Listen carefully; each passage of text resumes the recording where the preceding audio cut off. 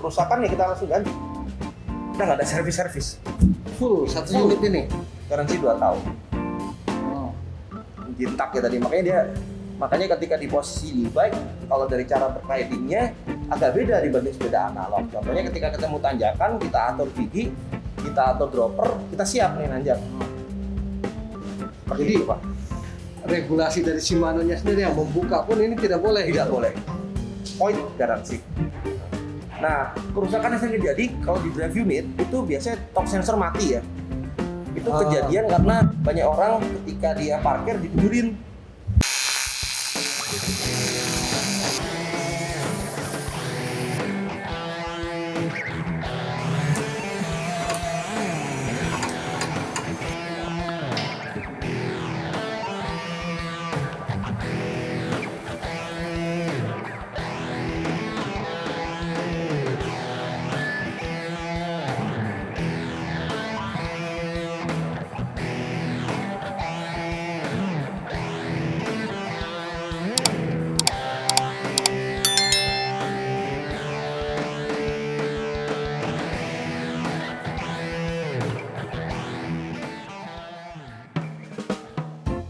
Halo brother, jumpa lagi dengan saya Hendra Suara di e-bike TV ID.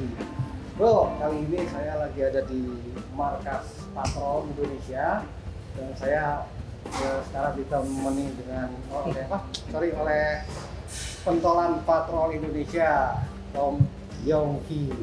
Iya. Pas dulu dong. Pas dulu. Nih, berhubung masih PPKM, jadi kita kayak musuhan, duduknya jauhan, pakai masker. Tapi ya demi kebaikan bersama ya. Oke, brother. Kali ini saya ingin ngobrol-ngobrol dengan Om Yongki ini tentang perkembangan motor ya. Yang Shimano ya kita bahas ya. Shimano. Ya. Nah, ini kalau boleh lihat nih, ini ada dua motor Shimano ya. Ini dua jenis yang berbeda.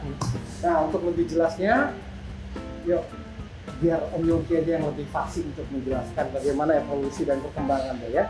Oke. Gimana Om? Makasih Om Hendra. Oke, kita dari Patrol ketika mengeluarkan produk e-bike yang ini ISIC ini di 2019 kita langsung pakai motor Shimano. Serinya yang ini Shimano E8000 bentuknya. Ini termasuk generasi kedua dari Shimano. Generasi kedua ya. Shimano. Secara umum sih emang seri ini tertinggi di keluarganya Shimano di tahun itu. Tahun itu yang paling tinggi. Iya, tertinggi. Torsinya masih 70 tonan. Terus di 2020 Shimano ngeluarin baru generasi baru yang boleh dibilang dari hasil riset mereka dan kompetitor mereka yang makin agresif, mereka bikin generasi baru itu Shimano EP8. Namanya EP8, cuma kalau di kodenya EP800. 100 ya. Ini generasi ketiga dari Shimano. Penyempurnaan Ya. Perubahan paling drastis pertama dari torsinya. Sekarang udah 85 Newton. 80 Newton ya, 80 Newton lebih gede. Terus beratnya dia lebih enteng 260 gram dibanding yang lama. Ini nggak cuma dari, kalau dilihat bentuknya kan kelihatan berbeda ya. Secara fisik lebih slim ya. Dan lebih integrated gitu, termasuk strip pendingin. Tapi paling utama dia cangkangnya sekarang bahannya magnesium. Kalau ini masih aluminium forging, aluminium casting ya. Casting ya. Kalau ini dia magnesium, jadi lebih enteng. Jadi ini kan DU EP800. Kalau ini kan DU E8000. Ya. Masih buatan Jepang. Buatan Jepang. Masih motornya 250 watt sesuai standar E25 atau class 2 kalau di Amerika. Kalau di Shimano enaknya part number-nya gampang diapalin tuh Om, enaknya Om. Contohnya DU, ini kan biasanya DU. DU itu drive unit. Oke. E elektrik. Berarti semua yang berkaitan elektrik di Shimano pasti ada kode E-nya. Oke. Contohnya di komputer itu ya, display itu speedometer. Ya. Itu namanya SC E7000. Ada E-nya. Ada E-nya. SC itu screen komputer. Oke. Pencetannya SB switch E 7000L, L di kiri. Oh. Kalau S yang kiri yang kanan jadi buat dia itu nanti. Oke. Di Shimano sih secara nama juga lebih gampang. Ya, untuk memudahkan ini kali ya. Ya karena partner gitu ya. banyak sekali mereka. Secara umum motor Shimano sih bukan yang paling gede ya. Kalau dibanding merek lain, Bosch lebih gede, Yamaha lebih gede. Cuman karakternya emang tipikal produk Jepang ya, halus ya. Maksudnya nggak terlalu agresif. Kalau lihat produk untuk otomotif juga sama, bentuknya nggak terlalu galak, tapi ketika dipakai tuh cocok lah karakternya. Dan buat saya sendiri karakter ini bisa disesuaikan. Nanti kita bahas lagi ya soal menyesuaikan penyesettingan adjustingnya lah, adjustingnya. Tapi karakternya itu bisa dilakukan sendiri adjusting itu ya? Bisa. Jadi memang itu level customer dianjurkan untuk melakukan setup sesuai ini. Tapi secara umum karakternya kalau dilihat grafiknya nggak terlalu melonjak. Sehingga kalau kita dipakai main, ini ya plus minus ya. Kalau buat yang suka main sepeda, bilangnya enak, tenaganya nggak terlalu ngagetin. Jadi kalau kita pas nanjak, tenaganya cukup dalam artian nggak gede, kecilan. Karena kalau kita nanjak kegedean, melintir Om ya. Kalau kurang kan kita mesti, kalau kurang enteng kita bisa kalian entengin gear. Tapi kalau terlalu gede, motor torsi terlalu gede dan terlalu menghentak, itu kita kehilangan traksi terlalu di terutama di ban belakang. Apalagi kalau jalan habis hujan ya licin ya. Licin atau batu-batu itu kan bisa melecit gitu kan kalau torsi. Makanya Shimano karakternya mah halus. Dan buat sebagian orang dibilang tenaganya kurang. Ada yang komentar begitu, tapi buat saya memang fungsi pedal assist bukan untuk menggantikan tenaga orang. Dia tetap membantu. Filosofinya jangan geser dulu nih ya. Saya bilang, maunya e-bike bisa sekencang road bike ya nggak bisa. Karena emang dia kategorinya buat pedal assist untuk membantu orang nanjak. Dan mungkin ini Om, karena ini diperuntukkan untuk di mountain ya, di pegunungan dengan yang tadi karakter jalan yang terjal segala macam. Mungkin kalau kegedean ya overpower tadi itu menjadi efek yang negatif. Iya, kalau bisa jatuh orang. Berarti yang yang saya rasakan ketika main e-bike itu orang harus punya keberlanjutan continuity ya, berarti goesnya harus ngicik gitu, harus konstan, nggak boleh dikagetin karena gitu ya, konstan aja karena motor akan bantu kita. Semakin gede kita nanjak, semakin gede tenaga kita nanjak, motor juga akan bantu makin gede. Itu berarti tenaga itu mendampingi, bukan untuk menggantikan. Itu yang di fungsi utama dari pedal assist di situ. Kita tetap nanjak, capek nanjak kan.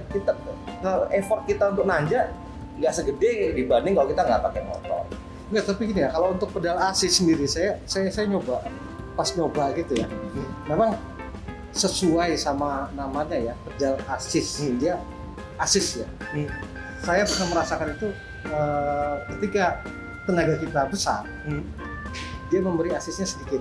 Nah, ketika tenaga kita berkurang, sepertinya assistnya itu ada sensor yang memerintahkan si motor untuk lebih memberi dia bantuan kepada kita. Kadang kalau makanya dia bilang itu ke continuity-nya atau tenaga mesti selaras ya dia. Kita konstan dia harus goesnya ngicik konstan gitu. Karena begitu kita hentak gitu, motor akan baca di bisa berarti dari tenaganya kegedean sehingga keluaran motor akan motong tenaganya. Karena dia ada dua sensor, ada speed sensor sama torque. Kalau speednya rendah, torsinya gede, dia baca ini kegedean torsinya. Jintak ya tadi, makanya ketika di posisi e-bike, kalau dari cara ridingnya agak beda dibanding sepeda analog. Contohnya ketika ketemu tanjakan, kita atur gigi, kita atur dropper, kita siap nih nanjak. Ya, kita atur giginya jangan langsung habis, langsung kita kasih masih ada spare karena kita nggak tahu makin nanjak kan. Nah, semakin kita cadence-nya konstan, motor akan bantu gitu. Oke, kalau kejadian tiba-tiba powernya hilang itu karena kita putus goesnya. Kita udah berhenti, genjot lagi, itu biasanya jadi hilang powernya.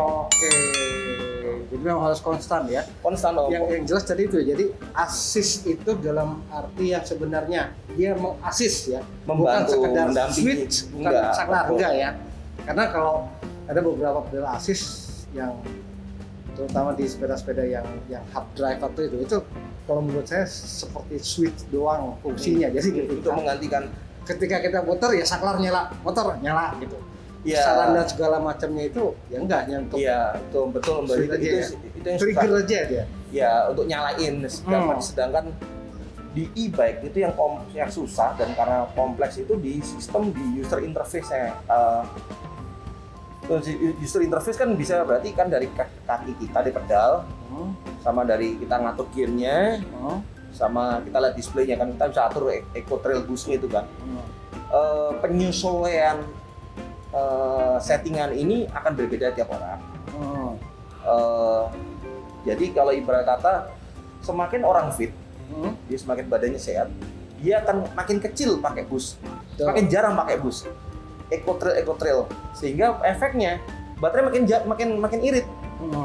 Nah buat kita yang nggak gitu fit, kadang kita kebanyakan pakai bus, makin bilang oh sepedanya sama, baterainya sama, di cas yang sama, bisa jadi konsumsi baterainya beda karena satu orang mungkin terlalu banyak pakai bus. Bus itu boros karena kan di bus dari awal dia udah gede tenaganya. Kalau eco ya kecil dari bawah, trail ya tengah-tengah. Kalau udah kita pakai bus kebanyakan dia motor langsung gasnya langsung gede, langsung RPM tinggi, langsung full lah apa? Iya. Support powernya ya. Iya betul. Ini kalau dari secara fisik juga kelihatan lebih kecil ya, yang EP8 ini? Ya Om, dia dibentuk terutama untuk bagian cangkang. Kalau yang lama kan dia masih ada plastiknya ini. Yang sekarang kan dia udah integrated gitu kan. Bentuknya integrated.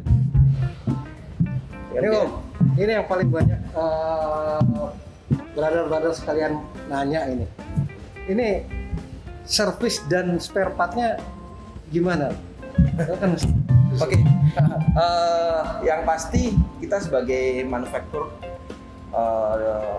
dari Shimano, kita bahkan tidak diizinkan untuk bongkar ini.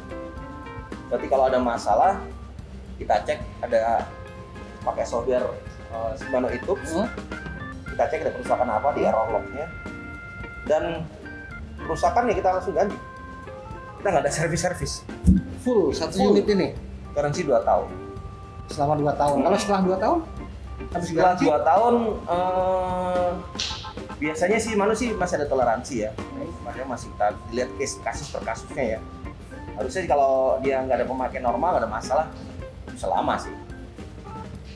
Biasanya kalau di motor dia, kalau ini bukan mati ya, berisik biasanya. Berisik kalau di motor. Kemudian kalau di display ada yang displaynya baret, ada kabel speed sensor putus, itu masalah-masalah. Banyak kan pemakaiannya. Ya ini kalau di Shimano memang regulasi seperti itu. Mereka nggak diizinkan untuk membuka ini, langsung void garansi Pak. Jadi kita kalau ada masalah, mereka Shimano punya website khusus buat kita kalau ada masalah, kita laporan, kita kasih buktinya, foto dan atau videonya, kita minta report, nanti dijawab. Oh oke, diterima, garansi terima, berarti kalau di garansi diterima biasanya kita kontak customer, Pak nih barangnya udah ada nih, Bapak tinggal ke sini, nanti kita tukar barang. Jadi itu, Pak. Regulasi dari Shimano-nya sendiri yang membuka pun ini tidak boleh? Tidak boleh. Void garansi. Selama masa garansi ya. Iya. Kan di dalam itu ada yang mungkin teman-teman bilang itu agak riskan, itu apa namanya? Yang dari nylon ya. Gear apanya? Gearnya. Nah, Iya, Shimano pakai gear dia besi makanya. Besi ya? Cuman dia ada busing-busingnya. Biasanya kalau memakai normal nggak ada masalah. Lagi generasi yang ini udah banyak improvement yang pertama dia nggak berisik, kemudian torque sensornya juga double. Udah saya bilang sudah nggak banyak masalah ya. Oh ini masih ada masalah. Pertama untuk motor berisik ya. Udah lebih berisik gitu ya? Iya. Nah kerusakan yang sering terjadi kalau di drive unit itu biasanya torque sensor mati ya. Itu kejadian karena banyak orang ketika dia parkir ditidurin, crank pedalnya ke tanah gitu. Ketekan dari ya. Jadi ini ketekan ya. asnya ini kan dia ada sensornya nih. Kayak cincin gitu. Nah, cincinnya begitu dia udah oblak, dia jadi kontak nggak gitu. Kayak ada friksi gitu. Harusnya kan dia memang nggak boleh kesentuh. Diem gitu ya. Iya. Jadi begitu kalau pakai bike jangan coba parkir sembarangan geletak. Iya, betul. Kalau parkir sandarin di ban atau di sadel atau di stang, bagian pedal jangan sampai kena beban. Begitu Karena kadang parkir bisa lama, bisa berjam-jam ketekan gitu kan. Dalam jangka pendek belum ada masalah, tapi begitu makin lama biasanya bisa timbul masalah.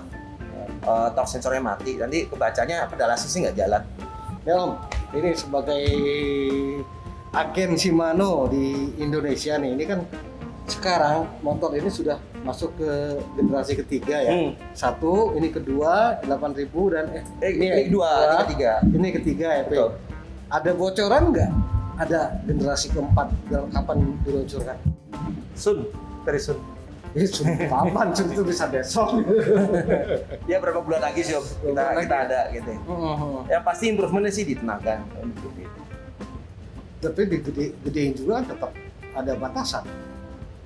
Torsinya dinaikin, tapi sebenarnya torsi itu kan sebenarnya cuma buat di ujungnya Om. Ibarat kata kita pakai torsi lah sampai gede. Tapi kita pakai gede kan hanya tertentu. Bener-bener kalau kita nanjaknya udah nggak kuat, nah itu baru keluar powernya. Yang dibutuhkan adalah tenaga power motor sesuai dengan kebutuhan. Terlalu kecil kita juga berat, terlalu gede kita hilang traksi kan.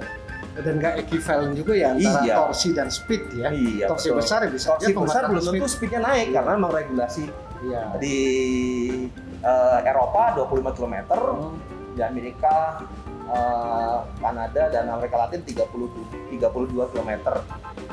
Di Indonesia ya ada sih aturannya, cuman kayaknya orang masih maunya kencang sih.